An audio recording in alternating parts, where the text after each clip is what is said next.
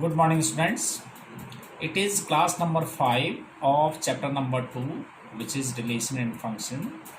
In previous class, we had done the functions and their domain and range. Now we have miscellaneous examples in which we will have the questions related to relations as well as from the functions. Now let us do the miscellaneous examples of chapter number 2. Yes, it is miscellaneous examples. First example is example number 18, which is given in our textbook. Let R be the set of real numbers. Define the relation a real function f is such that from real to real f of x is equal to x plus 10 and sketch the graph of this function. तो graph of this function हमने graph plot करना है. तो so simple, this is the function from real to real number f x is equal to x plus 10. और जैसे मैंने आपको बताया था कि एफ एक्स को हम वाई एज्यूम कर सकते हैं, तो y is equal to x plus 10. और सबसे इजी तरह का ग्राफ का क्या होता है आपके पास, आपने 10th क्लास में भी किया हुआ है. एक बार एक्स को 0 और एक बार वाई को 0 लो. जब एक्स को 0 रखेंगे तो वाई 10 आ गया, और वाई को 0 रखेंगे तो एक्स माइनस 10 आ गया, राइट. तो 0 10 और माइनस 10 0. तो 0 10 is this and 0 minus 10 is this. तो ये इसका ग्राफ आ गया, which is y is equal to x plus 10. That's it, the graph of this function. यही आपने ड्रॉ करना था. Next example 19 is example 19. Let r be the relation from q to q. अब ये आपको पता होना चाहिए कि q क्या होता है. q are the set of real numbers. q जो है सेट ऑफ रियल नंबर्स होता है. Defined by r is equal to ab is such that ab belongs to q, rational number, and a minus b belongs to z. अब a minus b belongs to z, z stands for integers. तो show that a belongs to r for all a belongs to q, ab belongs to r which implies ba belongs to r, and ab belongs to r and bc belongs to r which implies ac belongs to r. That is what we have to show. 3 parts. तो let us see. Yes, अब हम इसमें contradiction method लेते हैं. तो this is the relation from q to q. q stands for rational numbers. तो ab such that ab belongs to q and a minus b belongs to z. तो हम contradiction method से लेते हैं कि हम assume कर लेते हैं कि ये correct है. तो let a belongs to r. जब ए बिलोंग्स टू आर तो विच इम्प्लाइज, जब ए जो है रिलेशन को बिलोंग कर रहा है, तो रिलेशन क्या था ए और बी में था a minus b belongs to z. जब ए होगा, ए जब रियल नंबर को बिलोंग कर रहा है, रिलेशन को बिलोंग कर रहा है, तो दैट मीन्स तो रिलेशन अब बी की जगह भी क्या हो जाएगा, ए आ जाएगा. जैसे इसमें ए बी था तो इसमें ए था, तो बी की जगह भी ए आ गया, तो इसमें भी बी की जगह ए आ जाएगा. तो a minus a is equal to 0. अब 0 आपको पता है कि ये इंटीजर होता है which belongs to Z, hence R is true. पहला वाला ट्रू हो गया. ऐसे ही देखेंगे दूसरा वाला था कि if a b belongs to let a b belongs to r. A b belongs to r. अब a b belongs to r, r stands for relation. तो लेट हमने एज्यूम कर लिया कि let a b belongs to r. तो a b में क्या relation था, a minus b belongs to z, तो which implies a minus b belongs to z. अब ए माइनस बी जेड को बिलोंग कर रहा है, तो b minus a b Z को बिलोंग करेगा. जैसे मतलब अगर मैं ले लेता हूँ 5 माइनस 3, तो 5 माइनस 3 क्या होता है 2, वो भी इंटीजर को बिलोंग कर रहा है. अगर मैं 3 माइनस 5 ले लेता हूँ तो ये माइनस 2, वो भी इंटीजर को बिलोंग करेगा, राइट. तो जब a minus b belongs to z है, तो which implies b minus a belongs to z, which implies b a belongs to r, तो which is again true, right. तो सेकेंड वाला भी था ना कि इसमें था कि if a b belongs to are which implies b a belongs to r, that is what we have to show. तो this is again true. Now third part is if a b belongs to R and b c belongs to are which implies a c belongs to R. ये हमने show करना है कि अगर ये दोनों relation को बिलोंग कर रहे हैं तो ए सी भी रिलेशन को बिलोंग करेगा. That is what we have to show. तो let us consider a b belongs to r. तो रिलेशन क्या है कि a minus b belongs to z, a minus b belongs to z, तो a minus b belongs to z and b c belongs to r, तो that means b minus c belongs to z. अब मुझे ए सी चाहिए, तो कैसे आएगा, जब मैं इन दोनों को ऐड करूंगा. अब ऐड क्यों किया, क्योंकि अगर कोई भी दो इंटीजर्स को बिलोंग करते हैं तो अगर मैं उनको ऐड करूँगा तो वो भी इंटीजर को बिलोंग करेगा, और अगर मैं सब्ट्रैक्ट करूँगा तो वो भी इंटीजर को बिलोंग करेगा। मगर मैंने यहाँ पे सब्ट्रैक्ट क्यों नहीं किया, क्योंकि मुझे ए माइनस सी चाहिए था। तो अगर सब्ट्रैक्ट करते तो ए माइनस सी, तो ऐड करके ही ए माइनस सी आ रहा है, तो इसलिए मैंने ऐड कर दिया। तो a minus b plus b minus c belongs to z, b से बी कैंसिल, तो a minus c belongs to z, which implies a c belongs to are, which is again true. तो that is what we have to show, these three parts are true. So this was example number 19. Now example number 20 we have. This is most important one. Example number 20 is f is such that 1 1 2 3 0 minus 1 और minus 1 3. अब question क्या है कि f is 1 1 2 3 0 minus 1 minus 1 minus 3 be a linear function from z to z, तो find fx. अब since fx is linear function, तो linear function क्या होता है, हमने एज्यूम कर लिया कि let f of x is equal to ax plus b.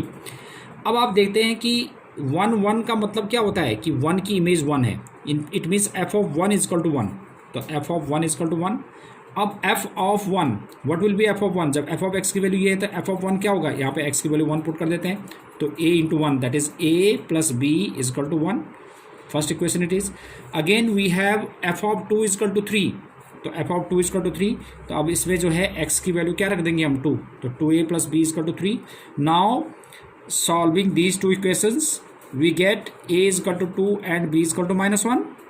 ठीक है, तो कोई ज़रूरी नहीं है कि हमने ये दोनों ही लिया, हमने हम इसको भी लेंगे या किसी को भी लेंगे तो सेम ही आंसर आएगा.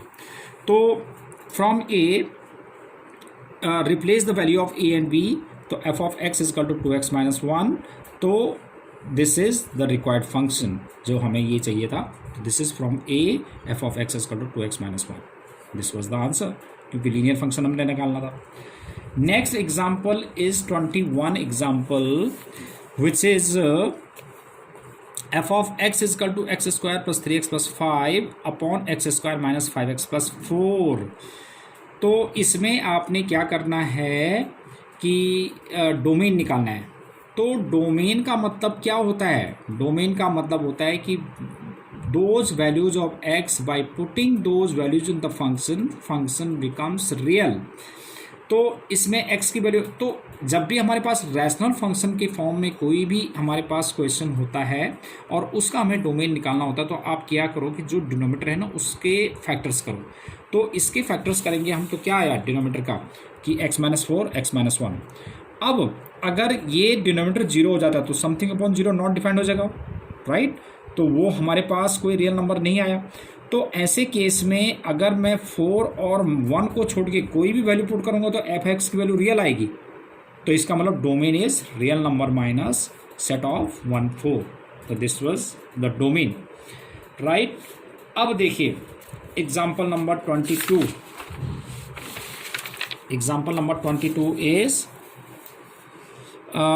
the function f is defined by f of x is equal to 1 minus x when x is less than 0, or 1 if x is equal to 0, or x plus 1 is when x is greater than 0.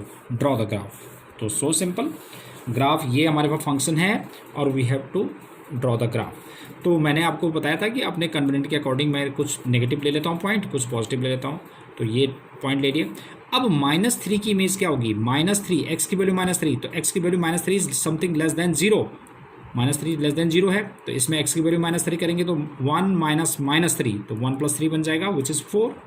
ऐसे ही जब -2 put करेंगे तो 1 minus of -2, तो +3. -1 put करने से यहाँ पे -1 रखेंगे तो ये +2 हो जाएगा. 0 रखने पे 1 है हमारे पास. 1 जो है ग्रेटर देन 0 है, तो इसमें रखेंगे तो 1 + 1 2. 2 रखने से हमारे पास ग्रेटर देन 0 तो 3 आ गया, और इसमें 3 रखेंगे तो 4 आ गया. तो that is all the points of x and f of x. तो इसमें देखिए अब हम प्लॉट करते हैं ग्राफ. तो -3 -2 -1 1 2 3. तो ये आ गया हमारे पास 1. देखो आप -3 पे 4 आया, फिर -2 पे 3 आ गया, और -1 पे 2 आ गया, और 0 पे कितना आ गया 1, 0 पे 1, 1 पे 2, तो this is what we have the graph. तो इसमें ये this is f of x is equal to, आपने देखा कि पॉजिटिव वाले ये x इज़ ग्रेटर देन 0 तो x+1, ये x+1 वाला है, और this is y is equal to f of x is equal to 1 - x, ये लेस देन 0 वाला, राइट। तो दिस इज़ द ग्राफ।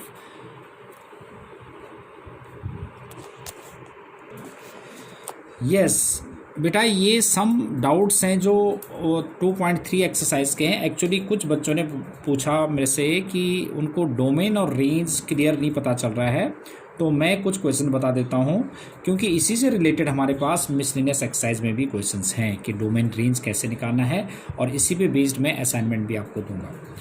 तो देखो बेटा, डोमेन का मतलब क्या होता है कि डोमेन मतलब कि जो हम x की वैल्यू पुट कर सकते हैं जिससे कि फंक्शन की वैल्यू रियल आ जाए, तो वो डोमेन होता है, और जो हमारे पास आंसर्स आते हैं वो रेंज होती है।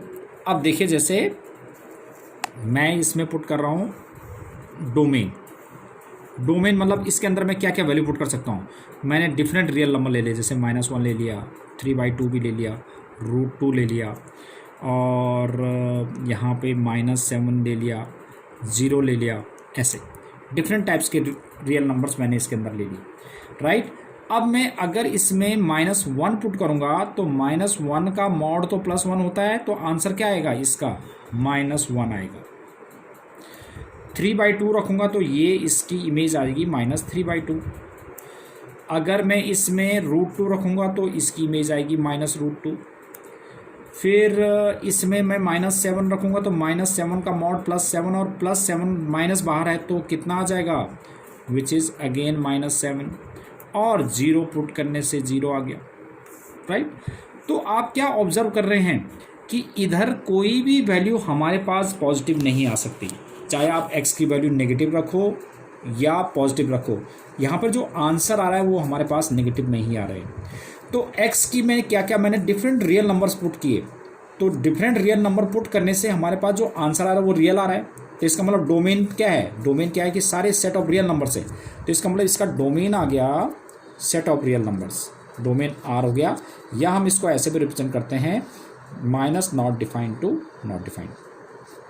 और इसका ध्यान रखना आपने, ये ब्रैकेट जो होता है ये आपके पास राउंड ब्रैकेट होना चाहिए, स्क्वायर ब्रैकेट नहीं। स्क्वायर ब्रैकेट मतलब उसमें इंक्लूड हो जाता है, और नॉट डिफाइंड कोई वैल्यू नहीं पता हमें, तो वो हम कैसे इंक्लूड करेंगे उसको, तो ये एक्सक्लूडेड है, राइट। डोमेन हो गया। अब रेंज में क्या मतलब, रेंज का मतलब होता है कि जिसका आंसर जिसका जो हमारे रियल वैल्यू पुट करने से यहाँ जो आंसर आया, तो आंसर देखो हमारे पास क्या आ रहा है, जो जीरो से नेगेटिव की तरफ आ रहे हैं सारे, पॉजिटिव कोई भी नहीं आ पाएगा। तो यानी कि -not defined to 0। अब 0 इसमें इंक्लूड है तो ये और ये आ जाएगा। तो इसका मतलब जो नेगेटिव नंबर से इंक्लूडिंग 0 वो रेंज होगी, मतलब पॉजिटिव तो कोई आ ही नहीं सकता इसमें। तो रेंज मतलब जो हमारे पास आंसर्स मिले दैट इज रेंज।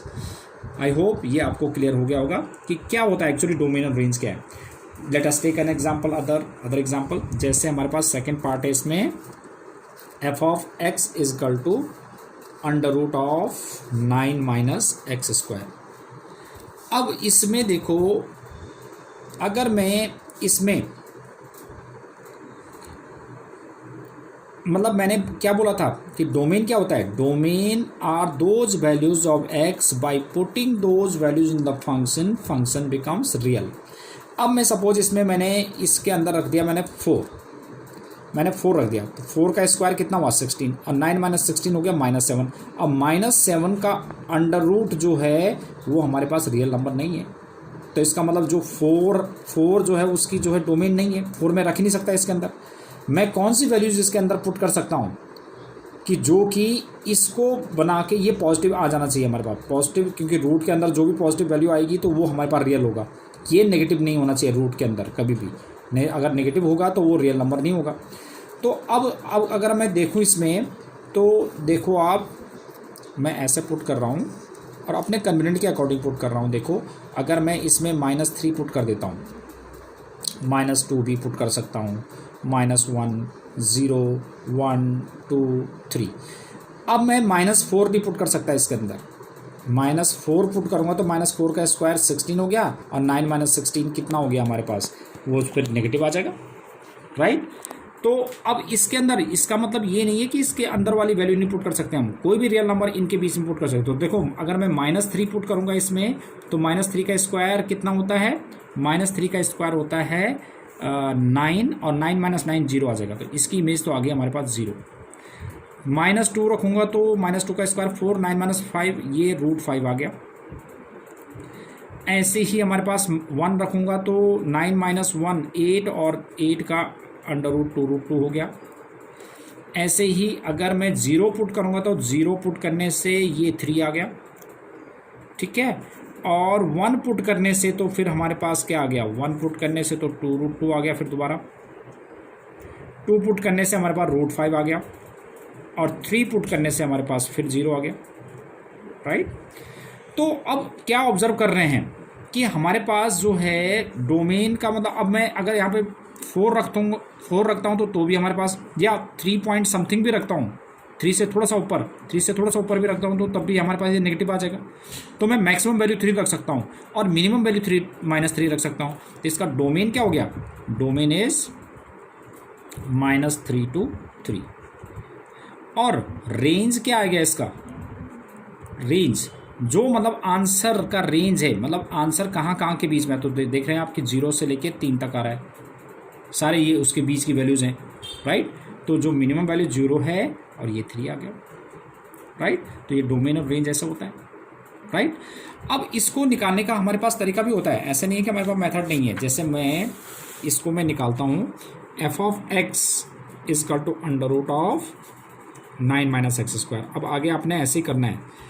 तो for domain we must have, इसकी वैल्यू 0 या उससे ग्रेटर होनी चाहिए, तभी तो ये रियल बनेगा। तो 9 - x² > 0, तो 3 - x 3 + x > 0, या 3 - x > 0 और 3 + x > 0, या -x > -3 और x > -3। तो अब मैं इक्वलिटी, जब -3x अब > है, अगर मैं माइनस हटा देता हूँ तो <= 3 आ जाएगा, और x > -3, राइट। देखो ये है ना, जैसे हमारे पास -5 -3 इज़ ग्रेटर देन -5 ये होता है, बट जब मैं माइनस हटाऊंगा तो 3 इज़ ग्रेटर देन 5 नहीं होता है, राइट। तो इक्वलिटी चेंज हो जाती है, तो 3 इज़ लेस देन 5। ऐसे इसमें भी किया मैंने कि -x is greater than equal to -3 है, तो जब मैं माइनस हटाऊंगा तो x इज़ लेस देन 3 और x इज़, तो अगर आप नंबर लाइन में देखेंगे तो ये -3 हो गया, ये 0 हो गया, ये 3 हो गया। तो उसने कहा है कि x जो है लेस देन 3 है और x जो है वो ग्रेटर देन 3 है, -3 है। तो इसका मतलब -3 और 3 के बीच में, तो इसका मतलब डोमेन क्या आ गया हमारे पास, डोमेन इज -3 to 3 और बोथ आर इंक्लूडेड, तो वही आ गया ये डोमेन निकालने का तरीका, ठीक है। अब रेंज के लिए क्या करते हैं, for range we have let f(x) is y। तो from first y is equal to √9 - x², तो y² is equal to 9 - x², x² is equal to 9 - y²। अब x इज √9 - y², राइट। अब क्योंकि x तो रियल नंबर है, x तो -3 और 3 के बीच में, तो रियल नंबर है, तो since x belongs to r, तो therefore 9 - y² is greater than equal to 0, real number है तो ये इसको 0 से ग्रेटर होना चाहिए। तो 3 - y और 3 + y is greater than equal to 0, या 3 - y is greater than equal to 0 और 3 + y is greater than equal to 0। तो -y इज ग्रेटर देन -3 और y इज ग्रेटर देन -3, तो y इज ग्रेटर था तो लेस देन इक्वल टू 3 और y is greater than equal to -3। तो अब देखिए इसमें फिर वही इसमें अगर आप नंबर लाइन बनाएंगे तो दिस इज़ 0, ये -3 है, ये +3 है, राइट। अब -3 से ग्रेटर और +3 से ये, बट आप देख रहे हैं कि ये जो y है, y हमारे पास y क्या है, fx है, और fx की वैल्यू y हमारे पास नेगेटिव नहीं है, ये तो पॉजिटिव है, ये जो भी वैल्यू होगी पॉजिटिव होगी। तो पॉजिटिव मतलब नेगेटिव तो ये जा नहीं सकता, तो या तो 0 होगा या उससे ग्रेटर होगा y की वैल्यू, तो 0 होगा या उससे ग्रेटर होगा। तो इसका मतलब क्या हो गया, हमारे पास जो कॉमन सोल्यूशन हो गया 0 to 3 हो गया। -3 तक तो हम जा नहीं सकते थे, क्योंकि हम यहाँ पर हम उससे बिलो रखेंगे हम कोई भी वैल्यू, राइट। तो y जो है हमारे पास पॉजिटिव आना चाहिए था, वो तो फिर नेगेटिव आ जाएगा। तो अब हमारे पास क्या हो जाएगा, रेंज आ जाएगी, दैट इज 0 to 3।